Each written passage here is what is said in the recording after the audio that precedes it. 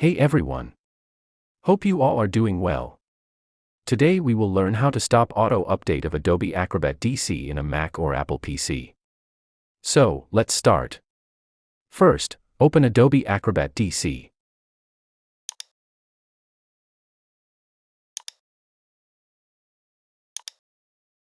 Come to the top menu. Click on Acrobat.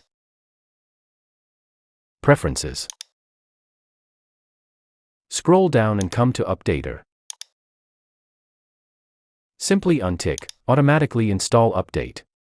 And OK.